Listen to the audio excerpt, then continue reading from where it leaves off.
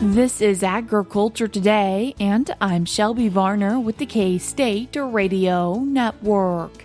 Glynn Tonsor, K-State livestock economist, kicks off today's show with the cattle market update as he discusses the current market, meat demand, and the impact of macroeconomic topics. Keeping the show moving is Lettie Nickell, a farmer, rancher, and entrepreneur from Johnson, Kansas, as she explains how she diversified her family farm's income. K-State wildlife specialist Drew Ricketts ends the show, sharing what steps wildlife experts go through to identify critters from photos and videos. That and more is coming up ahead on Agriculture Today.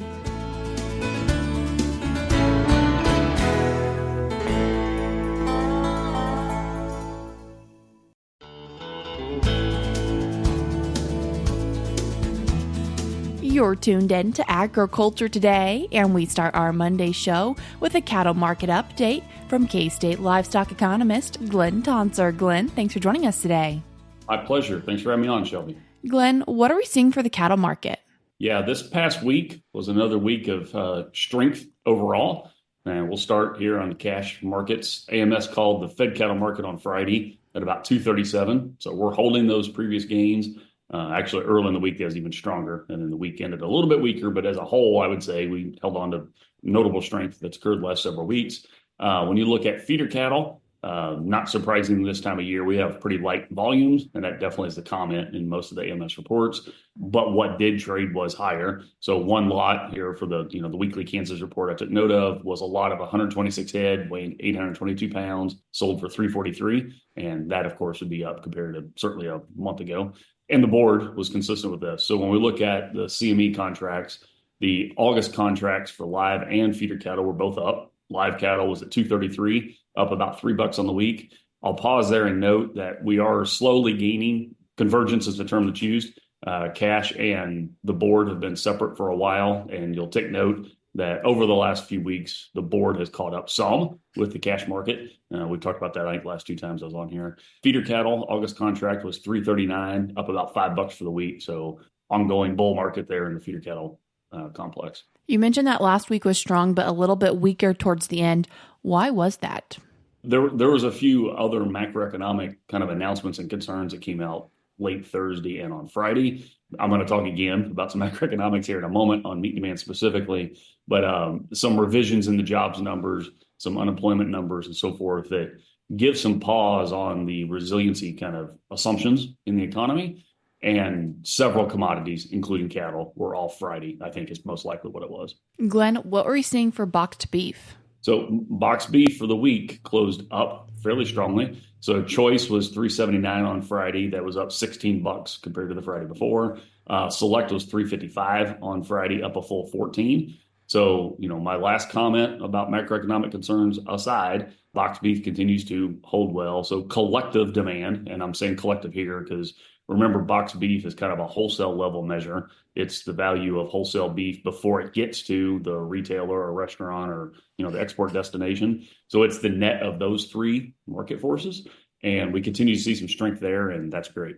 And also, as always, wanting to talk about our meat demand monitor, Glenn, and what were we seeing for willingness to pay? Yeah, so the July MDM report was actually posted last week. It was a week later than normal due to my own travel schedule. This is the latest, I think we got it out, but it is out for those that were sitting there watching it. And I highlight that because it is a little fresher info than normal at this point. But July's numbers were good in this metric. So we have a wellness to pay assessment. So retail, so grocery store for at home, and then food service away from home, dinner meals specifically. We value and we estimate the wellness to pay for 8 different items or meals every month. And in July, 6 of those retail items, the values were higher than the month before, and all 8 of the food service dinner meal were up. So put a bow on that for a moment. This measure would say domestic meat demand was stronger in July than it was June, which is great. Particularly the food service one, I want to call out because more months than not here in 2025, we've had slippage on this metric for food service, and foot traffic has been down and so forth. And at least in July, it appears we reversed that. What's important for that typical resident? Yeah, so we measure something called protein values, 12 items, Tell me the four that are most important when you buy in protein, the four that are least. And regularly, taste, freshness, price, and safety lead in importance. So they are dominant. The majority say they are a top four consideration. And conversely, the what I call social issues or production practice issues, use of hormones and antibiotics, animal welfare claims, origin and traceability claims, and environmental impact statements. They do exist as important for a subset of the public, but they tend to rank much lower. So it's a smaller share. It's like 10 to 20% would say each of those are top important, where more like 60 to 80% would say those first four, particularly taste and freshness, are key drivers. Are people still regularly consuming animals when they look at their meals? They're regularly consuming meat, yes. So we have a self-declared diet component to this. 78% in July said, I self-declare as regularly consuming products derived from animals, which are meat consumers. And there is a small upward trend since we launched this project in February 2020. I'm interjecting this because, particularly in like 2021, going into 2022, there was a little bit of growth in the vegan vegetarian rates. And it's been some time since that was the case. So we continue the trend of self-declared meat is a heavy part of my diet. Do you ever see that trend go back down where people maybe aren't wanting to consume as much meat? Back in 2021, we did compared to 2020, there was that decline. But this trend over this, basically 6-year period now is definitely favorable for the meat and livestock industry. More and more in the U.S. are self-declaring to be a regular meat consumer. I think I've used the phrase with you, and I know I have a whole bunch of other people through the summer, quote unquote, meat is having a moment. Protein demand collectively is very strong. That's not unique to beef, but it's consistent with this measure in the meat demand monitor. And something, as we've talked in past times, we know is really important, how people feel about their household finances and what are we seeing? Yeah, and back to my comment about how we ended last week, right? In the job market update and so forth, these are very connected. Every month, I include a measure that's also in the University of Michigan's Consumer Sentiment Survey Index. And it is, how are your current household finances today versus a year ago? Are they better, same, or worse? And in July, 19% tell us their finances are better than they were back in July of 24. That's right on par with the 19% we estimated in June. So no big change in this particular metric. But what's important to appreciate in the so what component of this is if you tell me your finances are improving, you're a lot more likely to visit a restaurant and you're a lot more likely to have meat in multiple meals yesterday, whether it's at home or away from home. So beef, for example, the 19% that said my finances are better, on average, they had beef in 0.76 meals. So like 3/4 of a meal yesterday had beef in it. So not quite one of the three is the way to think about it. Well, conversely, the third of the people that told me their finances are getting worse, it's 0.6 meals. So it's quite a bit less. Those might sound like small numbers, but I always interject here. Remember, we're a country of over 300 million. So take that with big numbers times these small differences, and it's a big consumption rate frequency difference. And we also highlight in the July report a notable difference in the amount of money you spend on food away from home if your finances are deteriorating. So it's nearly a $40 a week less expenditure on food away from home if you tell me my finances are getting worse compared to where they're getting better. That obviously is very relevant for the restaurant channels. How is demand, not consumption? What's the difference there? Yeah, so they definitely are not the same. So consumption is, per capita pounds of consumption. So how much each person, purchases and consumes with no consideration of the price you paid or the value you put on those products. So it's just a tonnage relative to the number of people, right? So it's all quantities. Demand, however, considers the value or what you pay. And a simple example here would be 2024. In 2024, the consumption went up a little bit and the price went up. So demand went up. There's a lot of other years to where there's sort of a price quantity trade-off that if you put more pounds on the market, the price has to go down to clear it. But when you see them go in the same direction, in this case, up in a positive way, then both demand and consumption grew. That's why I interjected that earlier. That alone was the core driver of higher cattle prices in 2024. But what I want to emphasize on folks is growing demand is what's important for economic viability and improvement on the ranch, not just increasing consumption. Because you can sort of like give the farm away and give the product away to move a higher volume, but that doesn't necessarily improve consumer expenditures and therefore, total revenue collection for the cattle industry. I belabored this recently in a Cattlemen's Beef Board Drive piece. So the Beef Checkoff has a outreach producer, communication thing that's roughly once a month. The end of July segment is a 5-minute piece. It highlighted the meat demand monitor. I belabor that demand isn't a consumption thing. I highlighted how Meat Demand Monitor helps us understand that and why we ought to keep using that resource. And then my final comment on that was, the Associated Press actually picked up on that, info the end of July, highlighting this demand, moment thing. And last week, you and I were in Wichita for the High Plains Journal live event. And in my remarks there, I tried to clarify this. And there's a full set of PowerPoint slides and so forth on AgManager for those who want more. So, Glynn, what value do you see the Meat Demand Monitor being for producers and not just economists? Yeah, and not just economists and not just the general public. So, admittedly, the MDM's been picked up by the general media pretty heavily. And I think there's value there for the industry to be seen and clarify things with the general public. But it is a very appropriate question. What is the value of this to producers? I'll remind everybody it's jointly funded by beef and pork checkoff. So it's a relevant question for both beef and pork producers. Those are the ones that are supporting the project. And ultimately, I'd say you have to measure things to manage it.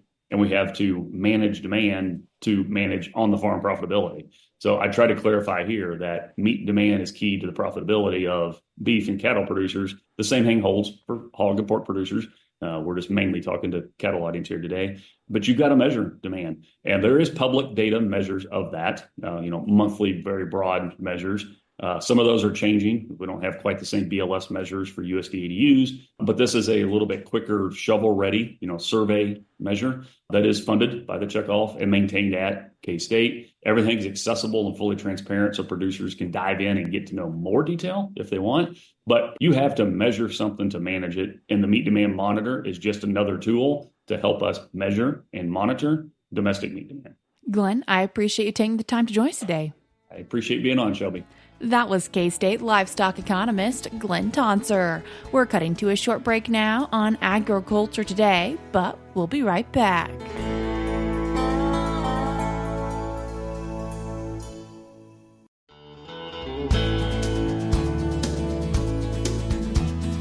You're tuned in to Agriculture Today, and we continue our show talking with a farmer, rancher, and entrepreneur from Johnson, Kansas, Lettie Nickell. Lettie, thanks for joining us today. Thank you so much for having me on. I'm excited to be on. Lettie, you recently talked at the High Plains Journal live event in Wichita, Kansas, and your presentation over diversifying income streams. And what do you mean by that?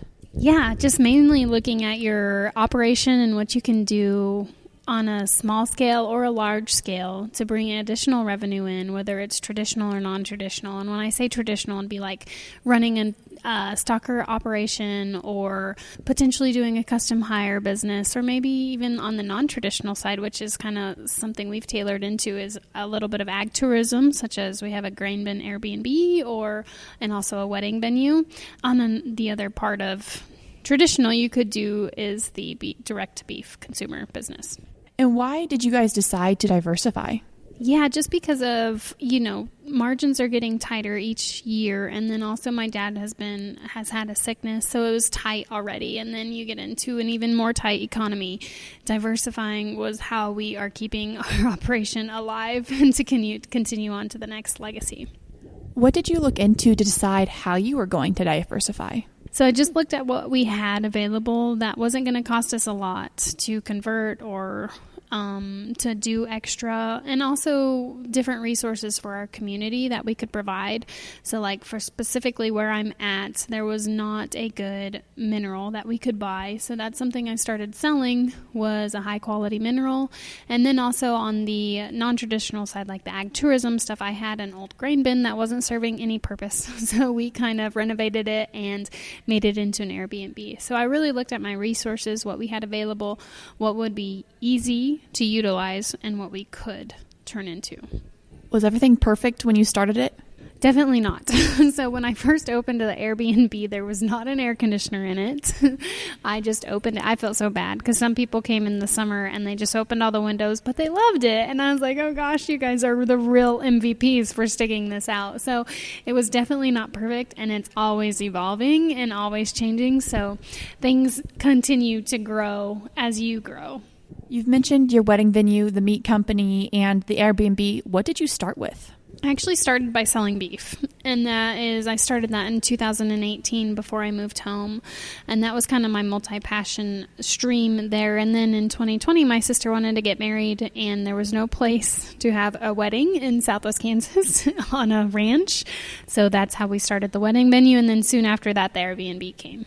How have you seen your meat company, your direct-to-consumer beef, evolve from 2018 to where we are now in 2025? That is a great question. It evolved so much. In 2018, I was getting ready to, I started it, and then in 2019, I was like, this is pointless. Nobody wants beef. And then 2020 happened, and everything changed. People wanted to know where their beef comes from. They want to know the farmer. They want to know the rancher. There's so much more opportunity. It's a lot easier now than what it was when I first started. So that is how it mainly changed. And then also, from year to year, it depends on what your customers want. Sometimes they want whole or halves or quarters, or they just want individual cuts. So really there's not a cookie cutter way each year. I wish there was, but there's really not. And sometimes online sales are great and sometimes in-person sales are better. So what were some beginning steps you had for starting that, and what were some key people involved or companies involved?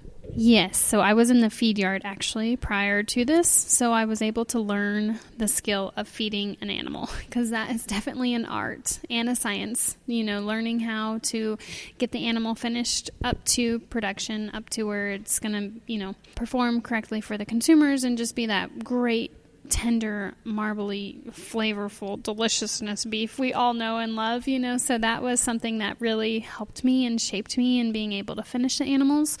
And then after that, I really just kind of learned trial and error and bouncing off ideas from one of my friends in Texas who's been doing this a lot longer. They've been doing grass-fed beef in the Dallas-Fort Worth area for 20 plus years. So being able to brainstorm off of him what worked, what didn't work, what do you do with all this ground beef, those different things that come with the business was super helpful. How has the wedding business, which your venue called the Round Top, evolved? Yes, so we used to focus mainly on big weddings, and have 150 to 200 people guest list come for the wedding, but now we've really tailored it down to just micro weddings. Really, that's what the space is perfect for, is micro weddings, so anywhere from 50 people or less, and then also just community events, hosting community events. And you mentioned when you started the Airbnb, no air conditioning, but where has it gone to now? Yes, so now we have an air conditioner, we have a fireplace so people can stay warm during the winter, and it was very much when I first opened it as a glamping experience, and it's still a glamping experience because the bathroom is not in the grain bin, it's actually next to the building, in the building next door, so it's just... That is basically how it's evolved. We just added things as we could. The mini split, the fireplace, the bathroom's always been there. But just making it more comfortable each year and really honing in on my hosting expertise, making sure people feel welcomed and providing breakfast if we have breakfast available and different things like that has gone a long ways. As we've talked about these different opportunities you've taken on to diversify your income streams, has it truly brought in more income and helped your operation? Yes, absolutely. It's paid for me to be able to come back to our family operation. And then it's also paid for, the Airbnb in itself is its own business, and it's my salary every year to work on the ranch still and do my daily due diligence there, whether it's feeding cows, fixing fence, moving cows, whatever, planting crops, all of those things. It is very much that's my salary from the bin, but I don't pull a salary from our operation. So maybe for younger generations wanting to come back to the operation, an opportunity to look at? Yeah, absolutely. And I'd really just hone in on what you're passionate about and what you love to do, something that just lights you up, and that's what I would try to encourage you in, is just to find that passion and then create a business around it. Any difficult conversations you had to have with your parents to make this possible? Oh, gosh. That was not a good question. Just kidding. But yes, absolutely. My parents, my dad specifically was very discouraging. Just he didn't believe that it would work, especially with the direct beef business. And then also the grain bin, he thought it was very dumb to do. But I just continued to do it regardless of what he said. And it worked out. And it's been a booming and thriving business ever since. And those are hard conversations because you never want to run over prior generations, whenever you're coming back to the family operation. You always want to lead with humility and work ethic. You don't just want to go in and change the place overnight. So just being able to work alongside them day in and day out really helped, and showing him with actions that, hey, this works. I'm not just talking out my mouth. This is actually working. Made a huge impact. What's your recommendation for people who are interested in something like this, whether it be an Airbnb or a venue or something completely different? I would recommend to really look at your assets, or like what you can do to help bring in more revenue without adding a lot onto your plate. So like specifically the grain bin takes me an hour maybe to clean it, and that's it, and it's ready for the day. And then even like with stocker calves, we bring in a lot of stocker calves that we didn't do prior, but it's something we are already doing. Like we're already running cow calves. Why can we not run stocker calves? So just adding things that help increase your revenue, but doesn't necessarily increase that much work. I mean, you're still going to have some work, obviously, but you can increase your revenue without adding a lot more to your plate. What's your motto you have for then as you've taken on these new opportunities? Fail forward. That is definitely my motto, is just continue to fail forward. And if you fail, just get back up and try again. So you're going to fail. Like it's going to happen, and don't be scared of failure. If people have questions on diversifying their income streams or how you've handled things, are they welcome to reach out to you? Oh, yeah, absolutely. You can find me on Instagram at Lettie Nickell, on TikTok at Lettie Nickell, on Facebook at Lettie Nickell, so it's pretty simple. Lettie, I appreciate you taking the time to join us today. Thank you so much for having me. I appreciate it. That was farmer, rancher, and entrepreneur from Johnson, Kansas, Lettie Nickell. You can find her on social media if you would like to see what she's up to. If you have questions and would like to reach out to Lettie, you can do so by emailing her at lettienickell@gmail.com. That is Lettienickell@gmail.com. Once again, for Lettie Nickell, that is Lettienickell. I will link it in today's show notes on agtoday.net. Before we cut to a break, I would like to let you know that the Wheat Streak Mosaic Complex e-updates have all been put together in a recent agronomy e-update, and that is titled Wheat Streak Mosaic Complex Webinar and Management Resources, now available. I will also link that in today's show notes on agtoday.net, or you can find it for yourself by going to eupdate.agronomy.ksu.edu. We're cutting to a short break now on Agriculture Today, but we'll be right back.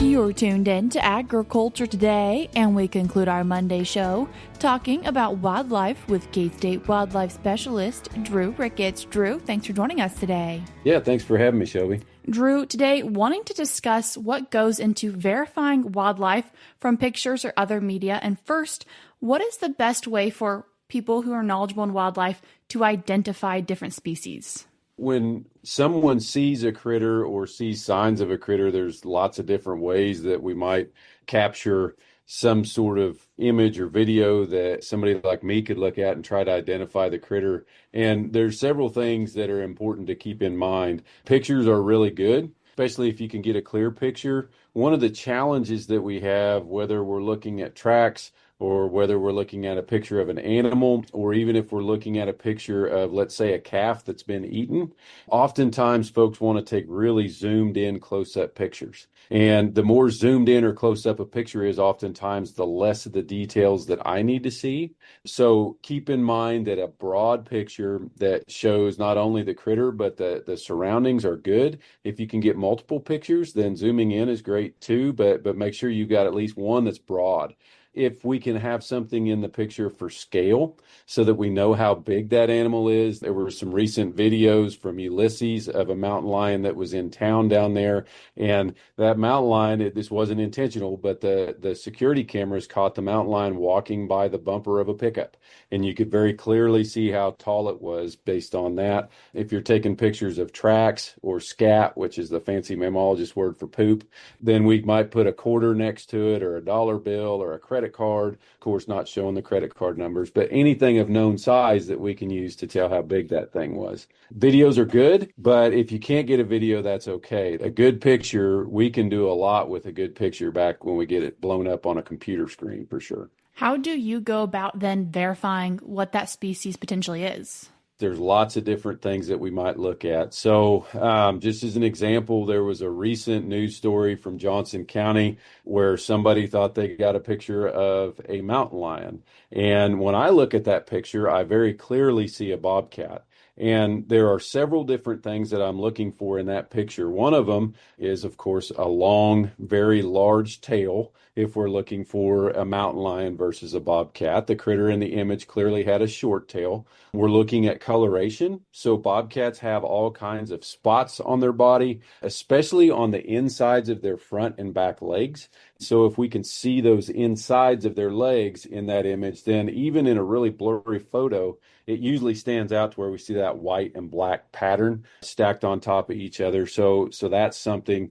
Sticking with cats, the head size relative to the body size. So mountain lions actually have a really small head relative to their body size. So we get a lot of pictures of house cats that people think are mountain lions. And that's one of the things that stands out very quickly in those pictures is that cat's got way too big of a head relative to its body to be a mountain lion.